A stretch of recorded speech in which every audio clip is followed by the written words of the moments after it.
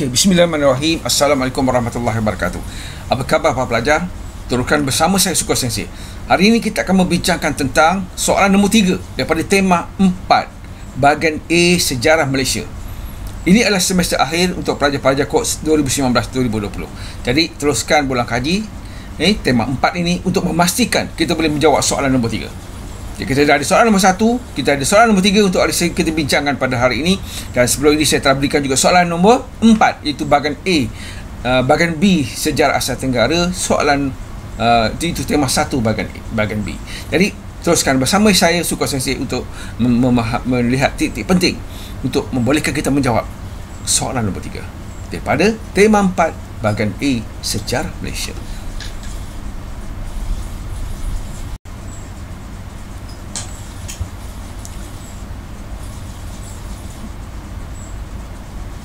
Tema 4 bahagian A Sejarah Malaysia. Dan kita kena lihat apakah soalan-soalan yang telah keluar. Ini daripada analisis soalan tahun lepas daripada 2013 hingga 2019. Apa yang boleh saya simpulkan? Pertama, ada satu bahagian daripada tema 4 bahagian A Sejarah Malaysia, iaitu sistem pemerintahan. Pelajar perlu kuasai sistem pemerintahan, iaitu berkaitan dengan persekutuan. Apa dia kerajaan persekutuan? Peringkat persekutuan, kerajaan negeri, kerajaan tempatan ataupun PBT. Itu yang pertama, kena baca, kena fahamkan. Kedua, apa dia sistem raja berperlembagaan di Malaysia. Perlembagaan di atas yang di Pertuan Agong dan juga 3 badan penting di bawahnya. Dan satu lagi adalah demokrasi berparlimen. Apa dikatakan sebagai demokrasi berparlimen di Malaysia? Okey, bahagian yang pertama ini belum pernah ditanya. Jadi pelajar beri perhatian kepada tema yang pertama, tema 4 bahagian yang pertama, iaitu sistem pemerintahan. Okey, bahagian yang kedua itu pembinaan negara bangsa. Pertama, dari segi pembangunan sosial. Okey, dalam pembangunan sosial beberapa soalan pernah ditanya. Misalnya, bincangkan usaha yang telah dijalankan oleh kerajaan bagi mewujudkan pembangunan nasional melalui pelaksanaan dasar kebudayaan kebangsaan pada tahun 1970-an. Kedua, bincangkan dasar pendidikan di Malaysia dari tahun 1956 hingga tahun 1979. Jadi pada bahagian ini para pelajar, itu bahagian kedua dalam tema 4, itu pembangunan sosial berkaitan dengan pembinaan negara bangsa, yang belum ditanya, iaitu berkaitan dengan bahasa kebangsaan dan juga rukun negara. Bagaimana kedua-dua ini boleh merupakan satu usaha kerajaan untuk mewujudkan pembangunan nasional melalui pembangunan sosial. Itu yang dimaksudkan dengan bahagian yang kedua ini. Okey, yang ketiga adalah pembangunan ekonomi. Okey, dalam pembangunan ekonomi, contoh soalan yang pernah keluar berkaitan dengan pembangunan ekonomi ialah analisiskan rancangan pembangunan ekonomi yang dilaksanakan oleh kerajaan Malaysia dari tahun 1957 hingga tahun 1963. Kedua, terangkan langkah-langkah yang diambil oleh kerajaan Malaysia untuk mencapai matlamat dasar perindustrian negara dari tahun 1980 hingga tahun 2000. Dan satu lagi adalah analisis usaha-usaha ke arah pembangunan ekonomi Malaysia melalui dasar pertanian negara. Okay, ini tiga bentuk soalan yang pernah ditanya dalam tema 4. Bahagian yang ketiga iaitu pembangunan ekonomi. Jadi daripada analisis soalan ini, yang belum pernah ditanya adalah berkaitan dengan dasar pembangunan luar bandar dan juga dasar ekonomi baru. Ini dasar ekonomi baru. Jadi pelajar dah boleh beri tumpuan untuk bahagian 4, bahagian yang belum ditanya, dan apa yang ditanya juga kita perlu tahu. Sebab soalan itu boleh diulang balik. Tema 4 ini memang soalan nombor 3. Nak selamat, pelajar kena baca semua tema 4 dan fahamkan apa yang kita patutnya faham dalam tema 4 ini supaya kita boleh menjawab soalan nombor 3. Itu yang penting. Ini kita kena faham keseluruhan daripada tema 4 ini, baru kita boleh menjawab soalan nombor 3. Okey, dan kita beri tumpuan kepada apa yang belum ditanya, dan mungkin juga kita boleh lihat apa yang ditanya juga boleh keluar balik. Tapi kita faham apa sebenarnya yang kita boleh huraikan. Ini berkaitan dengan tema ini. Ini bahagian pertama. Ini soalan-soalan yang pernah keluar dan apa yang belum ditanya. Itu yang perlu kita beri fokus untuk tip menghadapi peperiksaan semester 3 ini, khususnya soalan nombor 3. Subtopik yang keempat dalam tema 4 bahagian A sejarah Malaysia berkaitan dengan tokoh. Ini berkaitan dengan tokoh. Tokoh yang pertama yang pernah ditanya adalah nilaikan sumbangan Tun Abdul Razak bin Datuk Husin dalam pembangunan ekonomi di Malaysia hingga tahun 1974. Kedua, Tun Husin Onn memberikan pelbagai sumbangan penting dalam mengukuhkan pembangunan sosial dan ekonomi di Malaysia dari tahun 1976 hingga 1981. Dan satu lagi adalah nilaikan 1981 nilaikan. Kemudian soalan yang ketiga, bincangkan sumbangan Tun Dr. Mahathir bin Mohamad dalam pembangunan ekonomi Malaysia di tahun 1981 hingga tahun 2000. Jadi 3 tokoh pernah ditanya, itu Tun Abdul Razak bin Husin, Tun Husin Onn dan juga Tun Dr. Mahathir bin Mohamad. Ini 3 orang Perdana Menteri Malaysia. Dan tinggal satu lagi yang belum pernah ditanya, iaitu Tunku Abdul Rahman Putra Al-Had. Itu Perdana Menteri Malaysia yang pertama. Yang ini kena boleh bertumpuan, dan sahaja yang lain juga kita boleh baca dan fahamkan. Yang belum ditanya adalah Tunku Abdul Rahman Putra Al-Had. Bahagian yang kelima dalam subtopik tema 4 iaitu pengisian kemerdekaan adalah berkaitan dengan wawasan 2020. Belum pernah ditanya. Ini tentang wawasan 2020. Jadi pelajar boleh baca dan fahamkan. Dan satu lagi aspek dalam tema 4 ini adalah berkaitan dengan hubungan luar. Dalam hubungan luar, membincangkan tentang apa yang dikatakan sebagai contoh soalan ni. Saya beri contoh soalan kat sini. Sekejap saya alihkan.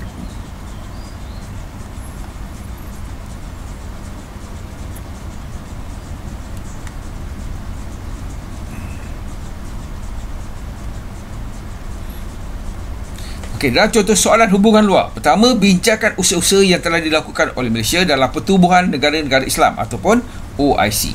Kedua, huraikan pelibatan Malaysia dalam pertubuhan negara-negara Asia Tenggara iaitu ASEAN dari tahun 1967 hingga tahun 1997. Jadi yang belum ditanya adalah Commonwealth, PBB dan juga NAM ataupun pergerakan negara-negara berkecuali. Nampak pelajar jadi dalam tema 4 ini merupakan soalan nombor 3. Ada beberapa bahagian lagi yang belum pernah ditanya dan ada bahagian yang sudah ditanya. Jadi ada 2 kemungkinan. Yang belum ditanya, boleh ditanya. Yang sudah ditanya, boleh ditanya balik. Jadi pelajar boleh mengulang kaji. Gunakan tip yang saya berikan ini untuk memberi fokus kepada apa yang belum ditanya, dan apa yang ditanya juga kita perlu tahu sebab soalan itu boleh berulang. Untuk dijawab oleh para pelajar. Jadi susun strategi. Bagaimana untuk kita memahami dan menguasai topik-topik penting dalam tema 4 yang merupakan soalan nombor 3. Kita baca semua tema 4, sudah pasti kita boleh jawab soalan nombor 3. Daripada soalan-soalan terlepas 2013 hingga 2019 termasuk ulangan, kita boleh lihat bahawa tugasan yang dinyatakan dalam soalan-soalan seperti ini adalah seperti bincangkan, analisiskan, huraikan, nilaikan di belakang ataupun di depan. Ini biasa tugasan-tugasan yang telah diberikan dalam soalan. Jadi sebenarnya pelajar tak perlu risau pun sebab dari segi menganalisiskan itu, kita menganalisiskan berdasarkan kepada fakta yang berkaitan dengan kehendak soalan. Contohnya berkaitan dengan rancangan Malaysia, rancangan pembangunan sosial, rancangan pembangunan ekonomi. Yang itu yang kita perlu analisiskan. Bagaimana dari segi pencapaian perkembangan dan kesan ataupun kesan daripada pelaksanaan sesuatu dasar. Misalnya dasar industri negara, dasar pertanian negara. Jadi kita menganalisis dari sudut itu. Itu yang dikatakan analisis. Yang lain tu tak ada masalah, membincangkan, kita menghuraikan ataupun menilaikan tentang sesuatu usaha yang telah dibuat oleh kerajaan untuk melaksanakan dari segi pembangunan ekonomi, pembangunan sosial, membentuk satu masyarakat yang berpadu dan perpaduan kebangsaan dan sebagainya. Ini berdasarkan hasrat ataupun nilai-nilai murni yang telah diutarakan.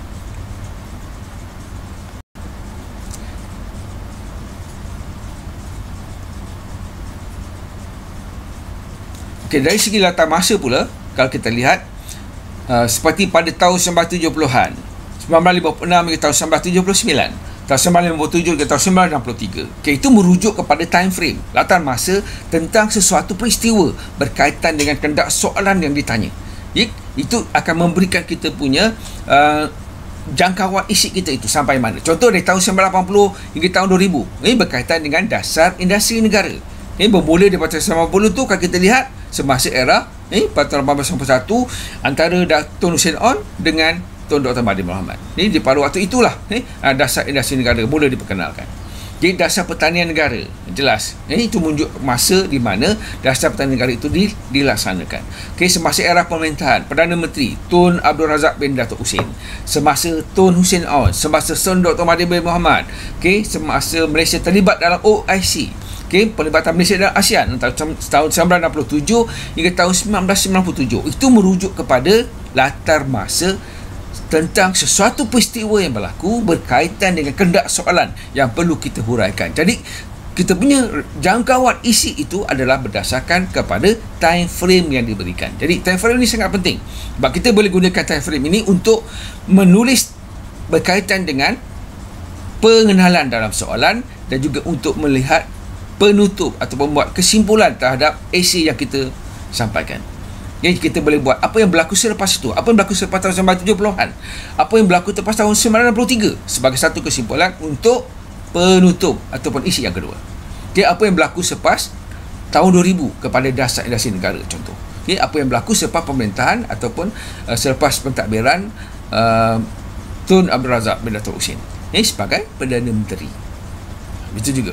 Itu gunanya time frame untuk membolehkan kita membuat satu analisis, membuat satu kesimpulan berkaitan dengan pengenalan ataupun berkaitan dengan penutup ataupun kesimpulan esei kita tentang apa yang berlaku selepas itu. Jadi ini sangat penting, sebab itu kita perlu memahami dari segi latar masa mula dan akhir latar masa itu berlaku, sebagai satu bentuk untuk memudahkan kita menghasilkan satu esei yang baik.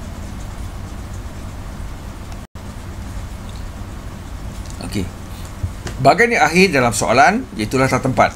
Jadi jelas tema 4 bahagian A sejarah Malaysia, iaitu soalan nombor 3 berkaitan dengan Malaysia, iaitu daripada pembentukan Malaysia sehinggalah tahun 2000.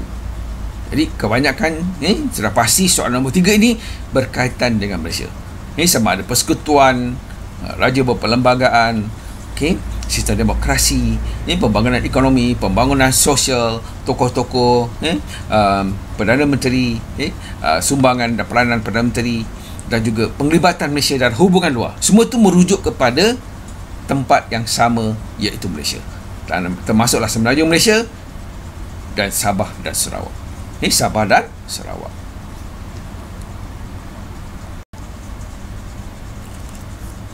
Okey para pelajar, kalau kita lihat keseluruhan daripada tahun 2013 hingga tahun 2019, kehendak soalan yang biasa ditanya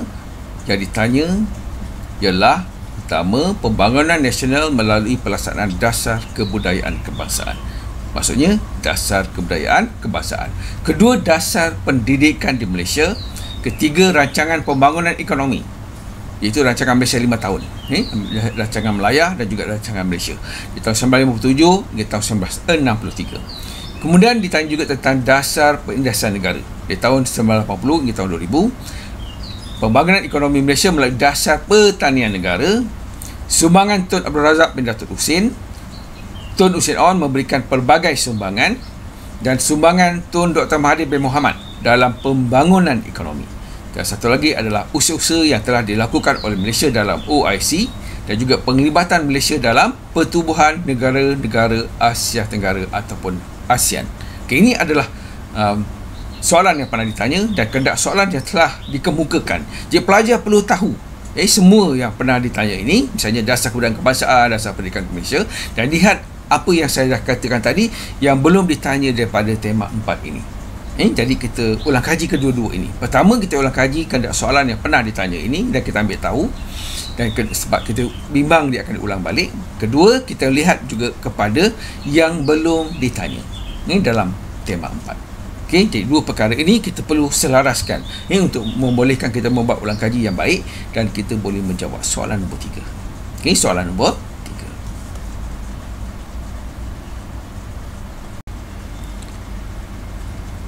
3. Pelajar, mari kita sambung. Mari kita ulang kaji bersama ya. Tema 4, pengisian kemerdekaan. Dalam tema 4 ini kalau kita lihat, kita ada 4 subtopik penting yang perlu kita kuasai. Pertama iaitu sistem pemerintahan berkaitan dengan kerajaan persekutuan, kerajaan negeri dan juga kerajaan tempatan ataupun PBT. Kedua, raja berperlembagaan. Bagaimana sistem raja berperlembagaan di Malaysia. Kemudian kita lihat juga dari segi demokrasi berparlimen yang diamalkan di Malaysia. Dan bahagian yang kedua, subtopik yang kedua adalah pembinaan negara bangsa. Ini berkaitan dengan pembangunan sosial, pembangunan ekonomi dan juga sumbangan tokoh-tokoh iaitu Perdana Menteri. Yang pertama, yang kedua, yang ketiga, yang keempat. Kemudian satu lagi subtopik adalah wawasan 20 berkaitan dengan latar belakang dan perspektif wawasan 2020, 9 cabaran wawasan 2020 dan usaha untuk mewujudkan sebuah negara yang maju. Ini dari segi rohani dan juga jasmani. Dan yang keempat adalah perhubungan luar berkaitan dengan konsep dan asas dasar luar negara, penglibatan dalam pertubuhan antarabangsa seperti OIC, ASEAN, persekutuan negara berkecuali dan sebagainya ataupun NAM, dan juga pertubuhan Commonwealth dan sebagainya. Ini antara perkara penting dalam tema 4 yang perlu kita kuasai untuk membolehkan kita menjawab soalan nombor 3, bahagian A, sejarah Malaysia.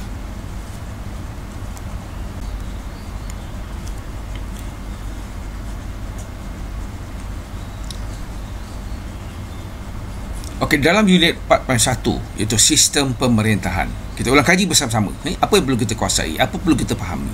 Pertama, persekutuan.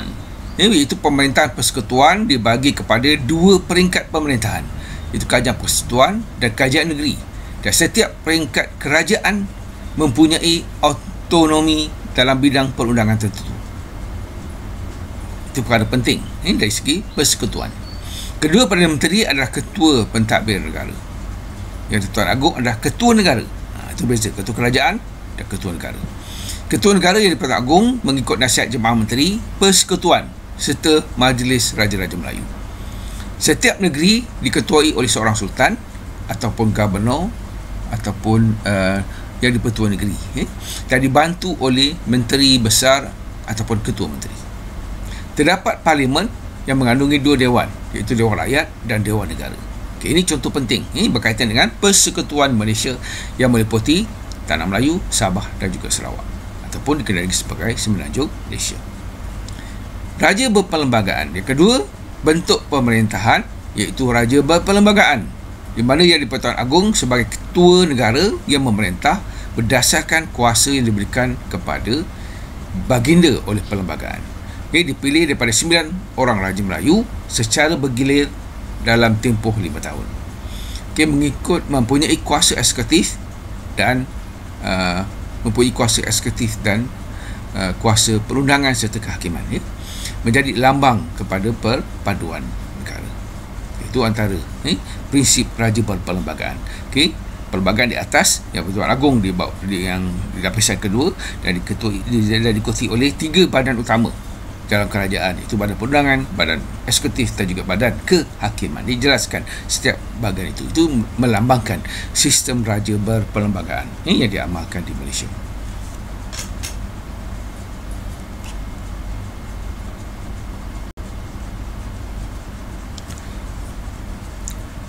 Apa dia sistem demokrasi berparlimen? Dalam demokrasi berparlimen di Malaysia, perlembagaan menjadi asas kepada pembentukan sebuah kerajaan, di mana kuasa pemerintahan dibagi kepada 3 badan, iaitu badan perundangan, badan eksekutif dan juga badan kehakiman. Parlimen adalah lambang kepada pemerintahan demokrasi. Pilihan raya diadakan 5 tahun sekali, di mana wujud parti-parti politik dengan ideologi yang tersendiri. Itu adalah demokrasi berparlimen, di mana setiap warga negara ada hak dari segi kebebasan diri, kebebasan bersuara, dan sebagainya. Jadi ini adalah antara perkara penting yang mesti pelajar kuasai berkaitan dengan apa dikatakan sebagai demokrasi berparlimen di Malaysia. Ini yang berasaskan kepada 3 badan utama, iaitu badan perundangan, badan kehakiman dan juga badan eksekutif. Unit 4.2 iaitu pembinaan negara bangsa. Pertama, dari segi pembangunan sosial. Jadi pembangunan sosial itu membangunkan sosial, itu masyarakat. Pertama, dari segi bahasa kebangsaan. Okey, jelas ni dalam perkara 1.5 Perlembagaan Malaysia menjelaskan bahawa bahasa Melayu adalah bahasa kebangsaan. Walau bagaimanapun, penggunaan dan pelajaran bahasa-bahasa lain tidak boleh dihalang. Kedua, dasar pendidikan kebangsaan, di mana pendidikan untuk semua. Tujuannya adalah untuk menyatu padukan rakyat yang pelbagai kaum. Okay, mengadakan kurikulum yang sama bagi semua jenis sekolah. Kurikulum terbagi kepada dua, iaitu KBSR dan KBSM.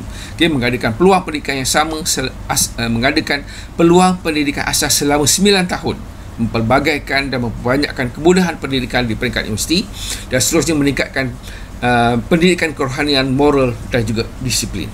Dan satu lagi adalah bahasa kebangsaan dijadikan bahasa pengantar utama, di mana diberikan penekanan juga kepada kegiatan kurikulum, meningkatkan mutu pendidikan dengan menjadikan pendidikan yang seimbang, menyeluruh dan bersepadu, serta mendemokrasikan pendidikan dari segi peluang dan mutu, serta memperluaskan pendidikan vokasional dan juga teknik. Ini semua perkara berkaitan dengan dasar-dasar pendidikan kebangsaan.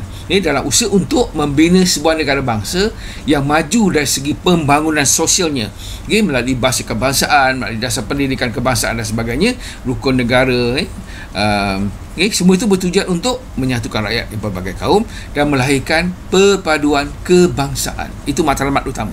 Itu mewujudkan perpaduan kebangsaan.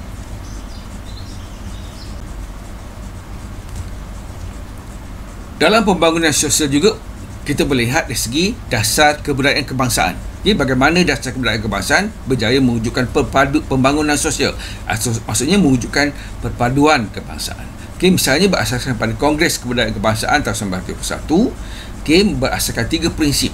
Daripada dalam dasar pendidikan kebangsaan ini ada 3 prinsip utama. Pertama, mengukuhkan perpaduan bangsa dan negara melalui kebudayaan. Kedua, memupuk dan melihara kepribadian kebangsaan yang tumbuh daripada kebudayaan kebangsaan. Dan ketiga, memperkaya dan mempertingkatkan kualiti kehidupan, kemanusiaan dan kerohanian yang seimbang dengan pembangunan sosio-ekonomi. Bentuk kebudayaan kebangsaan berteraskan kepada kebudayaan rakyat asal serantau, unsur-unsur kebudayaan lain yang sesuai dan wajar diterima, dan Islam dijadikan unsur pembentukan kebudayaan kebangsaan. Ini perkara penting yang boleh kita kaitkan dengan dasar kebudayaan kebangsaan. Satu lagi adalah prinsip rukun negara. Senang, saya setiap hari Senin perhimpunan pelajar mengangkat sumpah atau membaca ikrar rukun negara. Jadi 5 prinsip rukun negara itu sudah boleh menjadikan isi. Itulah isinya.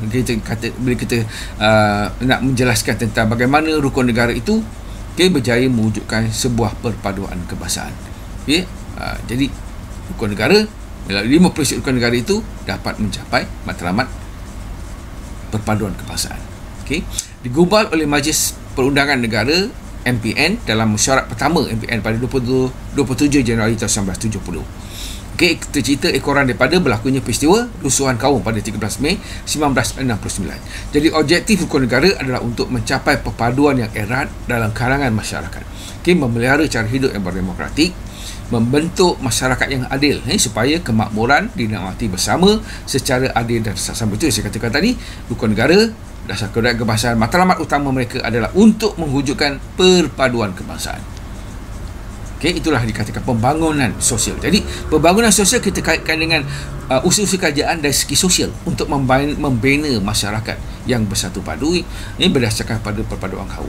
Ini berdasarkan kepada prinsip-prinsip tertentu yang dinyatakan, sama ada dari segi rukun negara, dasar kebudayaan kebangsaan, dan juga program-program yang dibuat bahasa Melayu tadi, dan juga program-program lain yang berkaitan dengan pembangunan sosial. Yang itu kita perlu faham dan kuasai.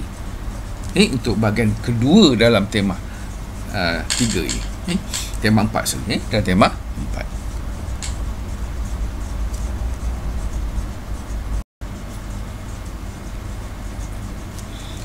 Unit 4.2 ialah pembinaan negara bangsa. Dia berkaitan dengan pembangunan ekonomi. Jadi perkara yang berkaitan dengan pembangunan ekonomi. Contoh, dasar pembangunan luar bandar. Berhasrat untuk melahirkan masyarakat luar bandar yang progres, berilmu dan berintegriti. Di samping mewujudkan kawasan luar bandar yang maju dan menarik dari segi kemudahan infrastruktur, seperti air, elektrik dan juga jalan raya. Ini akan menarik pelancong asing, salah satu sebabnya, dan juga memberi kemudahan yang lebih selesa kepada masyarakat ataupun penduduk ataupun rakyat tempatan. Objektif pembangunan ekonomi dari segi dasar pembangunan luar bandar adalah untuk memastikan setiap penduduk luar bandar mempunyai minda dan sikap yang positif serta berdikari, mewujudkan masyarakat yang terpadu dan tinggal dalam persekitaran yang harmoni, indah, selamat dan terpelihara alam sekitarnya, dan menjadi tarikan kepada masyarakat bandar serta pelancongan asing. Pada 10 April tahun 1984, Tuan Mahathir Mohamad iaitu selaku Perdana Menteri Malaysia waktu itu telah memperkenalkan hala cara baru pembangunan kampung dan luar bandar. Tujuannya adalah untuk meningkatkan taraf hidup melalui pembasmian kemiskinan, menekankan penggunaan teknologi moden dan pelbagai kemudahan untuk menambah pengeluaran petani-petani, menggalakkan pengeluaran berskala besar dengan bimbingan dan latihan organisasi tertentu seperti Bank Pertanian, ataupun Kementerian Pertanian, Pharma dan sebagainya, melibatkan perkhidmatan sosial untuk membaiki taraf hidup seperti projek perumahan awam, kemudahan pengangkutan, kesihatan, pelajaran dan kemudahan rekreasi. Ini semua perkara yang berkaitan dengan dasar pembangunan luar bandar.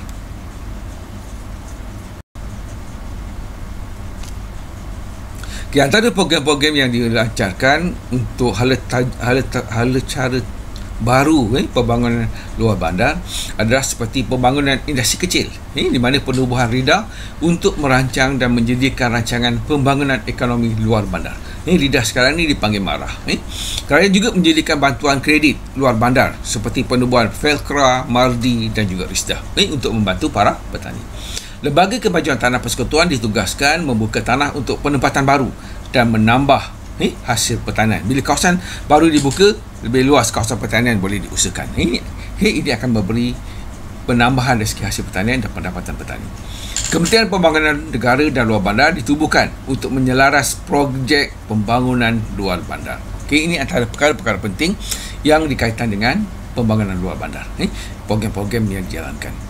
Di mana bahagian industri kampung juga digerakkan untuk menggiatkan lagi program industri di kampung. Program-program pembangunan di kawasan lembaga penduduk dan pembangunan keluarga negara juga telah dilaksanakan. Satu lagi perkara penting dan program yang penting dari segi pembangunan luar bandar dan juga pembangunan ekonomi negara secara umumnya adalah dasar ekonomi baru. Dasar ekonomi baru ataupun DEB. Latar belakang ekonomi sebelum merdeka, kalau kita lihat, tidak berlaku keseimbangan dari segi pemilikan kekayaan negara antara ketiga-tiga kaum utama di Malaysia pada waktu itu. Pembangunan yang tidak seimbang ini menyebabkan ekonomi dualism, di mana jurang ekonomi antara kaum jelas kelihatan. Jadi corak kelihatan ekonomi mengikut kaum, sepertinya orang Melayu di kampung mengerjakan jadi petani, orang Cina di bandar mengusahakan peniaga, pedagang dan juga pelombongan. Mengakibatkan itu juga orang India di ladang-ladang. Ini mengakibatkan jurang antara kaum yang jelas antara tiga-tiga kaum utama tadi. Dasar ekonomi baru telah diperkenalkan oleh Tuan Abdul Razak yang dilaksanakan untuk tempoh 2 dekad, iaitu 1970 hingga tahun 1990. Objektifnya untuk memperbaiki kedudukan sosioekonomi yang tidak seimbang antara kaum, mengurangkan dan menghapuskan kemiskinan tanpa mengira kaum, dan seterusnya mempercepatkan proses penyusunan semula masyarakat. Jadi matlamat utama pembangunan ekonomi ini juga seperti dasar ekonomi baru adalah untuk mencapai perpaduan kaum. Jadi matlamat utama pembangunan sosial ke pembangunan ekonomi adalah untuk perpaduan kaum. Itu pelajar kena faham.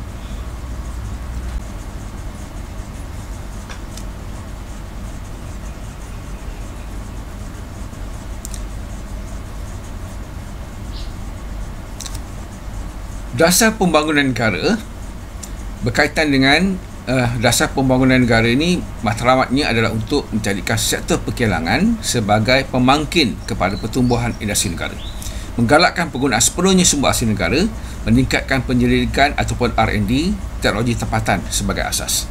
Dimulakan pada 3 Februari tahun 1986 meliputi tempoh 10 tahun, iaitu daripada tahun 1986 hingga tahun 1995. Dalam dasar pembangunan negara, contoh yang pertama adalah dasar pertanian negara. Itu memberi garis panduan pembangunan pertanian untuk meningkatkan pendapatan daripada sumber pertanian. Dilancarkan oleh Timbalan Perdana Menteri Datuk Musa Hitam itu pengerusi jawatankuasa kabinet berkaitan dengan dasar pertanian negara, iaitu menggariskan pendekatan bersepadu yang tidak berasaskan kepada satu komoditi. Itulah dasar pertanian negara. Memaksimalkan pendapatan pengusaha, dan itu objektifnya. Yang kedua, dan yang ketiga, bertujuan untuk memaju dan meningkatkan hasil serta mutu komoditi.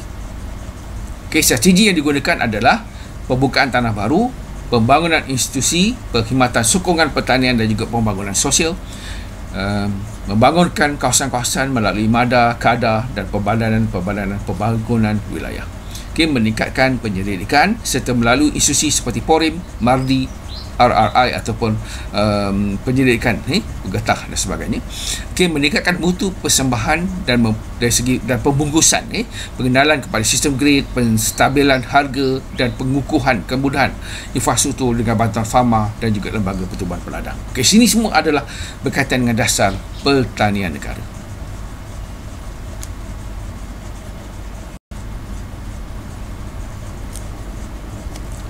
Dasar perindustrian negara pula adalah berkaitan dengan 12 sektor yang dikenal pasti untuk diberi tumpuan. Sektor yang berasaskan kepada sumber tempatan seperti getah, kelapa sawit, kayu kayan, masakan, kimia, logam bukan ferus dan galian bukan ferus.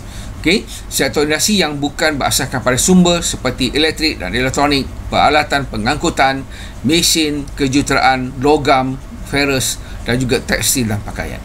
Strategi yang digunakan adalah untuk menyusun semula struktur galakan industri yang sedia ada, memperbagaikan ekspor dan menggalakkan sektor gantian import, memperbagaikan pasaran ekspor termasuk mencari pasaran baru di negara-negara yang sedang membangun, menggalakkan industri berat, menggalakkan pertumbuhan perusahaan kecil, menggalakkan penggunaan barangan buatan Malaysia, menggalakkan penyelidikan dan pembangunan oleh pihak awam dan juga swasta, serta memperluaskan kegiatan industri ke kawasan-kawasan yang kurang maju. Jadi memperbagaikan pasaran ekspor termasuk mencari pasaran baru di negara-negara yang sedang membangun. Ini berkaitan dengan dasar industri negara ataupun dasar perindustrian negara.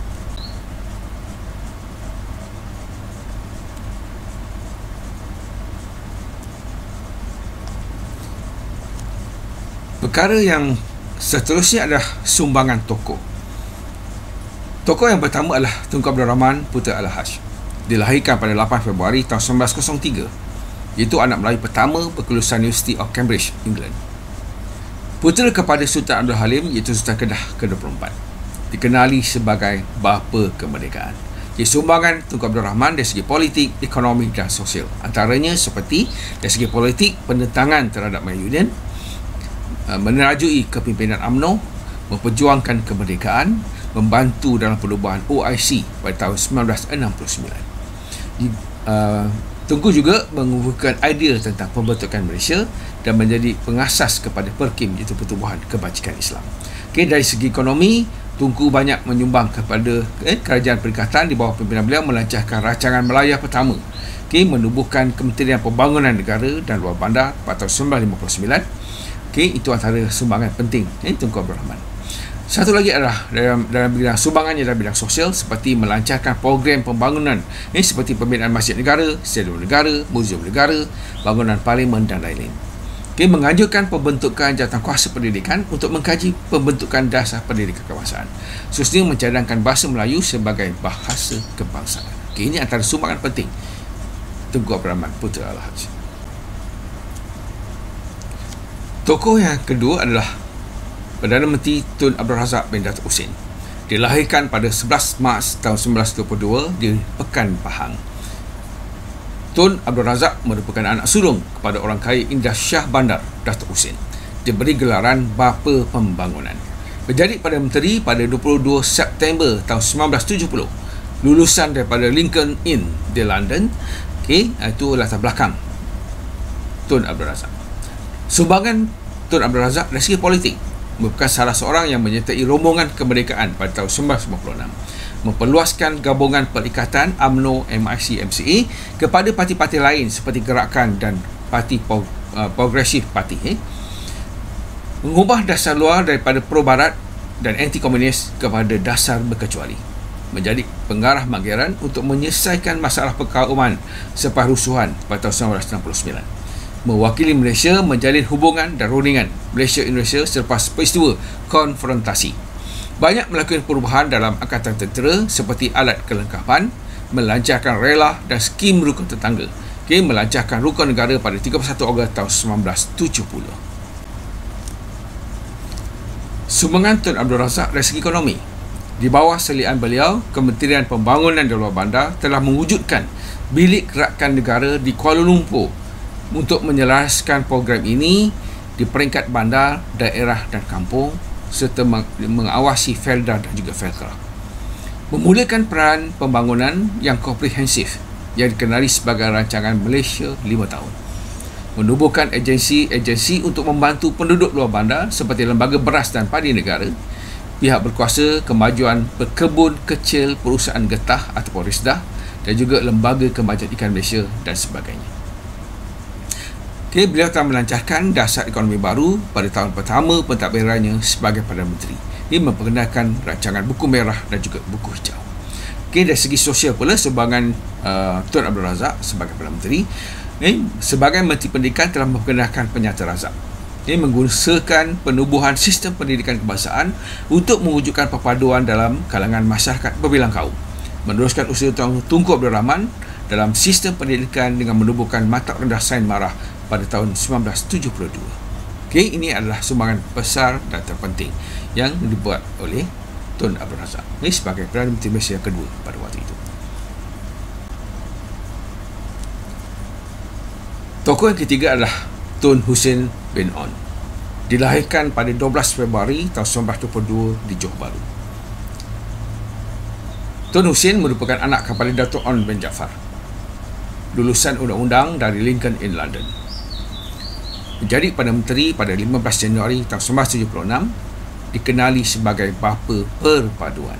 Sumbangan Tun Hussein On yang pertama dari segi politik, menyelesaikan kemelut politik di Kelantan pada tahun 1977, menghapuskan amalan rasuah dalam kalangan kaki tangan kerajaan dan kepimpinan UMNO, mengukuh dan membesar angkatan bersenjata akibat krisis kejatuhan Vietnam ke tangan komunis. Beliau juga membentuk KUB, itu Koperasi Usaha Bersatu, untuk menggalakkan penyertaan kaum mitra dalam bidang perniagaan dan usaha untuk mengukuh perpaduan di kalangan ahli UMNO. Serta melancarkan dari segi ekonomi, sumbangan Tun Hussein On dari segi ekonomi. Pertama, melancarkan rancangan Malaysia ketiga pada tahun 1976. Pembukaan tanah secara besar-besaran di bawah program pembangunan wilayah yang dilaksanakan oleh agensi kerajaan seperti Kejora, Ketengah, Dara dan juga Kesedar.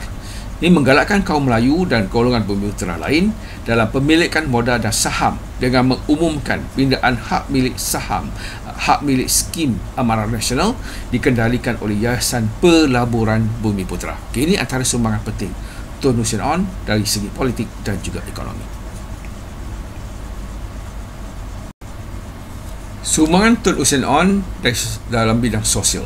Semasa menjadi Perdana Menteri Pelajaran pada tahun 1970, menjadikan bahasa Melayu sebagai syarat wajib lulus dalam peperiksaan awam.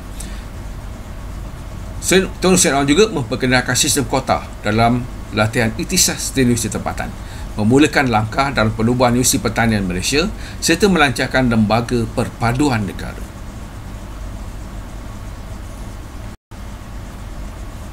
Tokoh keempat adalah Tun Mahathir bin Mohamad.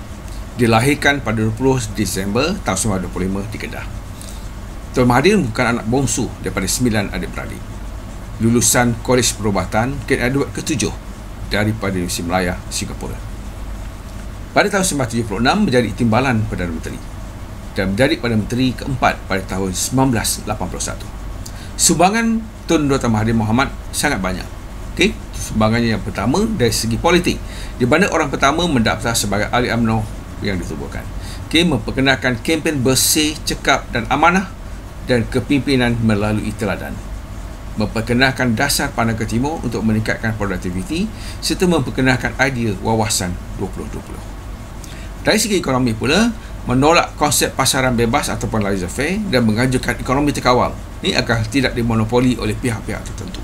melancarkan program perswastaan dan dasar persyarikatan pada tahun 1983, memperkenalkan dasar sogos sosial dan juga melancarkan dasar perindustrian negara dan berjaya mengawal masalah kegawatan ekonomi pada tahun 1997. Dalam bidang sosial pula, Tun Mahathir telah memperkenalkan program pengurusan kualiti menyeluruh ataupun TQM, memperkenalkan dasar komunikasi negara pada tahun 1994, mengasaskan pusat kajian angkasa lepas dan menubuhkan planetarium negara, melancarkan satelit milik Malaysia itu MIASat pertama pada tahun 1995, melancarkan koridor raya multimedia ataupun MSC dan juga pembinaan KLIA dan menara kembar Petronas dan membangunkan Putrajaya. Ini antara sumbangan penting Tun Mahathir bin Mohamad semasa menjadi Perdana Menteri Malaysia keempat.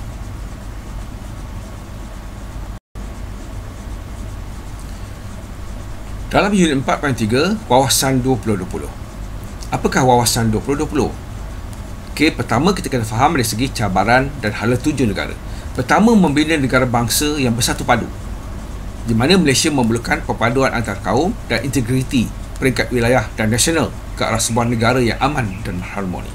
Kedua, membina masyarakat yang berjiwa bebas, tenteram dan berkeyakinan. Okay, ini akan menjadi bolehkan Malaysia menghadapi segala rintangan secara kreatif dan inovatif. Okay, dapat memajukan negara di peringkat tempatan dan juga global. Okay, misalnya melalui dasar pendidikan kebangsaan dengan memberi tumpuan kepada konsep pembelajaran sepanjang hayat, kemahiran insania serta sifat kreatif dan inovatif. Itu adalah strategi untuk yang nombor 2. Strategi yang pertama tadi, membina negara yang bersatu padu melalui dasar pendidikan kebangsaan, dasar bahasa kebangsaan, dasar kebudayaan kebangsaan dan juga dasar pembangunan nasional.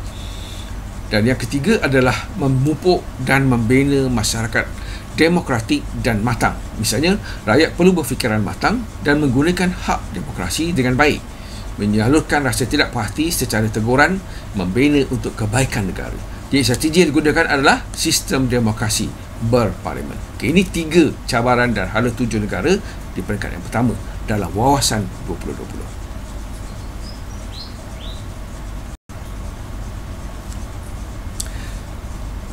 Cabaran dan hala tuju negara dalam Wawasan 2020 yang keempat, iaitu mewujudkan masyarakat yang bermoral dan beretika, di mana negara maju yang hanya bergantung kepada kemajuan fizikal dan kebendaan tidak akan kekal. Jadi negara yang aman akan memudahkan program pembangunan dapat dilaksanakan dengan baik.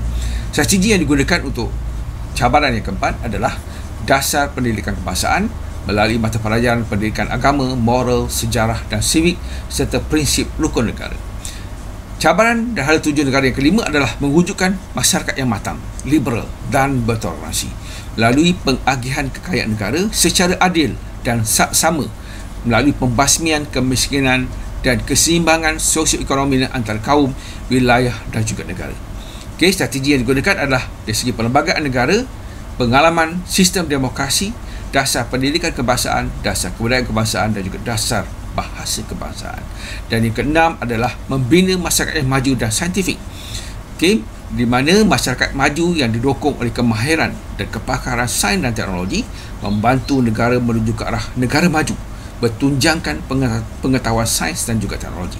Jadi strategi yang digunakan adalah dasar pendidikan kebangsaan dengan memberi tumpuan kepada sains dan teknologi dan program kreativiti dan inovasi serta penglibatan pihak ataupun sektor swasta. Jadi dasar sains dan negara, dasar sains, negara dan teknologi telah diperkenalkan. Okay, ini antara 3 lagi cabaran dalam juga hala tuju negara dalam Wawasan 2020.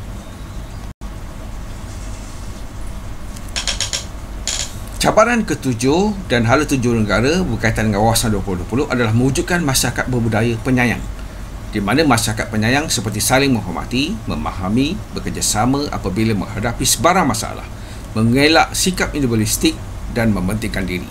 Sikap penyayang disemai melalui institusi kekeluargaan. Kekuatan dan kemajuan negara tertakluk kepada kekukuhan institusi kekeluargaan. Jadi strategi yang digunakan adalah pendidikan agama, moral, prinsip rukun negara.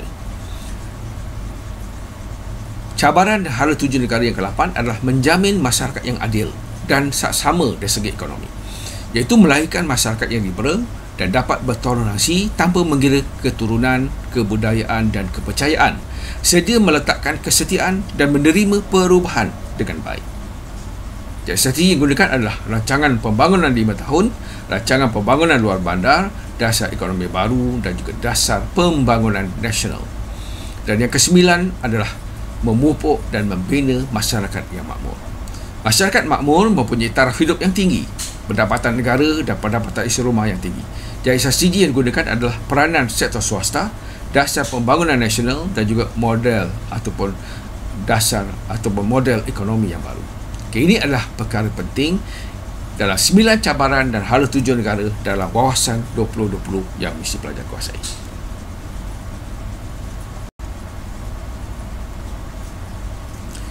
Unit 4.4 itu bahagian akhir dalam tema 4 bahagian A sejarah Malaysia adalah berkaitan dengan perhubungan luar. Pertama, kita kena faham tentang asas-asas perhubungan luar Malaysia. Itu dasar luar negara bergantung kepada prinsip ini. Pertama, saling menghormati kedaulatan semua negara. Kedua, menjalin hubungan secara diplomasi. Ketiga, mengamalkan prinsip hidup bersama. Keempat, berasaskan kepada faktor sejarah, ekonomi, politik, geografi dan demografi. Kelima, menghormati kebebasan asasi, mahkamah antarabangsa dan piagam perhubungan bangsa-bangsa bersatu, serta memelihara kepentingan dan keselamatan negara dan kesejahteraan hidup rakyat. Dan satu lagi perkara penting berkaitan dengan dasar luar negara adalah mengamalkan hubungan baik dengan semua negara-negara tanpa mengira ideologi politik. Inilah yang dikatakan sebagai prinsip-prinsip atau perkara-perkara yang menjadi penentu kepada dasar luar negara. Malaysia ini berkaitan hubungan Malaysia dengan negara yang lain. Okay, salah satu penglibatan Malaysia dalam hubungan luar adalah dengan Commonwealth yang ditubuhkan pada 1931, di mana terdapat 54 negara Commonwealth. Okey, mengikut syarat keanggotaannya, Commonwealth ini adalah bekas tanah jajahan British, bebas menyertai dan menarik diri. Ratu England adalah ketua kepada Commonwealth, hak dan kebebasan yang sama rata serta tidak terikat dengan dasar British. Okay, mengadakan mesyuarat ketua-ketua kerajaan COGEM ataupun ketua-ketua kerajaan Commonwealth ataupun COGEM 2 tahun sekali. Malaysia pernah menjadi tuan rumah mesyuarat ketua-ketua negara kerajaan Commonwealth ini ataupun COGEM pada 1998. Dan kita juga menganjurkan sukan Commonwealth pada waktu itu.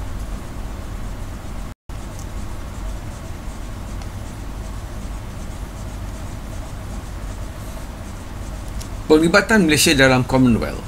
Pertama, membantah dasar apartheid tahun 1982 ke tahun 1984. Menjadi tuan rumah sukan Commonwealth ataupun SUKOM pada 1958. Mesyuarat COGEM menjadi tuan rumah pada 1987. Menyuarakan kebimbangan terhadap penyertaan Britain dalam EEC ataupun Komuniti Ekonomi Eropah tahun 1972. Malaysia dijadikan model dalam pelaksanaan tabung persuasaan baru Commonwealth. Menyuarakan ketidakpuasan hati terhadap negara-negara maju yang mengubah dasar pertukaran mata wang pada waktu itu. Jadi, pertubuhan yang kedua adalah Pertubuhan Bangsa-Bangsa Bersatu. Ditubuhkan pada 24 Oktober tahun 1945 di Amerika Syarikat. Terbuka kepada semua negara yang merdeka. Terdapat 191 buah negara anggota. Matlamat perlibatan Malaysia dalam Pertubuhan Bangsa-Bangsa Bersatu adalah memelihara keamanan dan keselamatan antarabangsa, menyelesaikan perselisihan di antara negara-negara di dunia, menggalakkan hubungan baik dalam kalangan negara anggota, menggalakkan pertumbuhan ekonomi, sosial, kebudayaan serta melindungi hak-hak asasi manusia tanpa mengira bangsa, jantinah dan agama serta menyatupadukan penduduk dunia. Inilah penglibatan Malaysia dalam Pertubuhan Bangsa-Bangsa Bersatu selain daripada Commonwealth. Penglibatan Malaysia dalam Pertubuhan Bangsa-Bangsa Bersatu. Pertama, mendapat bantuan PBB dalam pembentukan Malaysia. Pernah memegang jawatan penting dalam PBB, mewujudkan kumpulan perhubungan dalam perubahan OIC dan kumpulan mobilisasi bantuan Bosnia. Terlibat dalam perjuangan isu dunia seperti Israel Palestin, mengutuk tindakan komunis China menceroboh Tibet tahun 1959, menyertai misi pengaman di Kongo tahun 1960, membantu Zimbabwe mendapat kemerdekaan, menyertai Antek ke Namibia pada tahun 1989, pasukan pengaman ke Somalia tahun 1993 dan pengaman ke Bosnia tahun 1993 serta misi ke Timur Timur pada tahun 1999. Okay, menjadi ahli agensi-agensi PBB seperti WHO, FAO dan juga Bank Dunia. Dan Malaysia juga menjadi jurucakap dunia ketiga dalam persidangan kemuncak bumi di Rio de Janeiro pada tahun 1992 dan isu alam sekitar pada tahun 1998. Satu lagi yang melibatkan hubungan Malaysia dengan negara luar adalah ASEAN yang ditubuhkan pada tahun 1997 melalui kerjasama dengan Indonesia, Malaysia, Singapura, Filipina dan juga Thailand.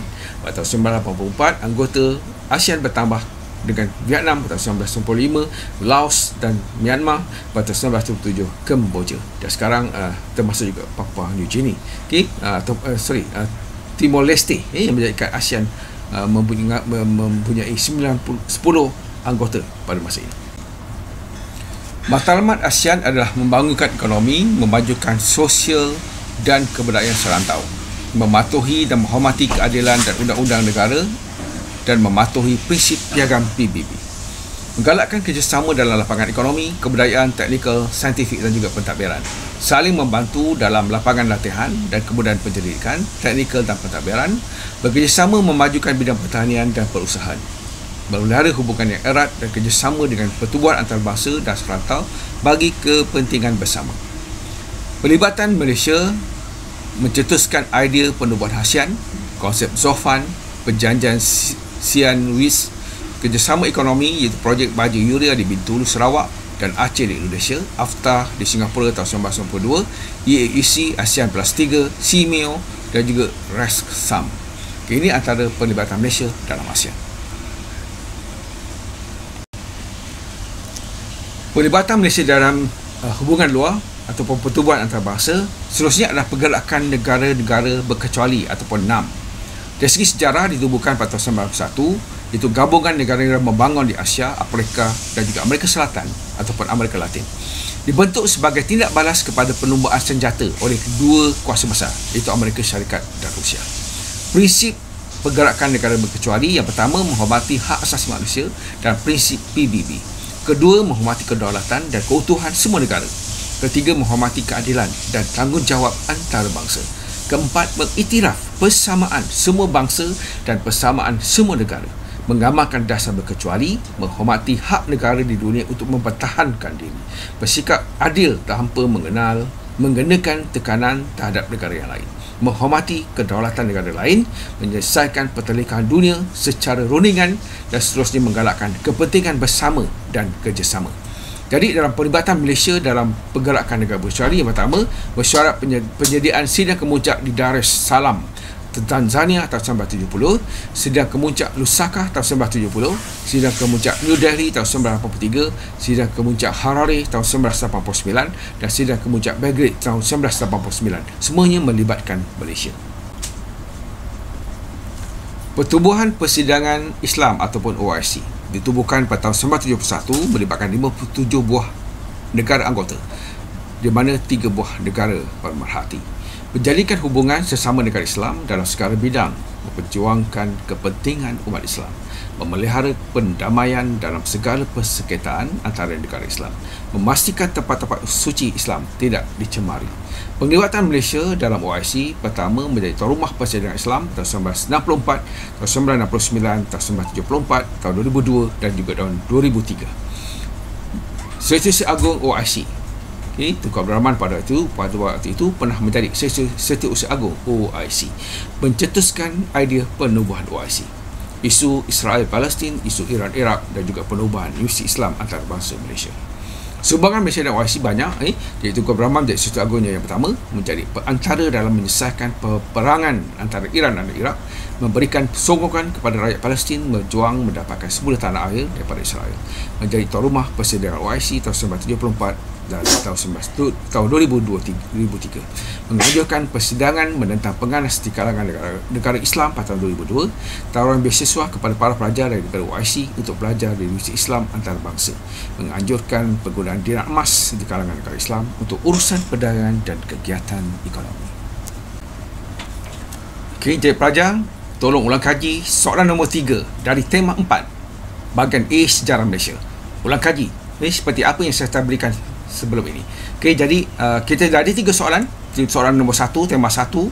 Soalan nombor 3 daripada tema 4 bahagian A sejarah Malaysia dan soalan 4 daripada bahagian B tema 1 sejarah Asia Tenggara.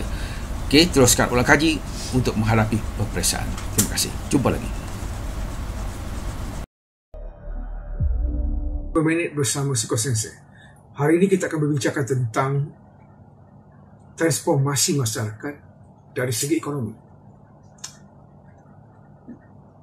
Perkara penting yang berlaku apabila British meletakkan kuasanya di tanah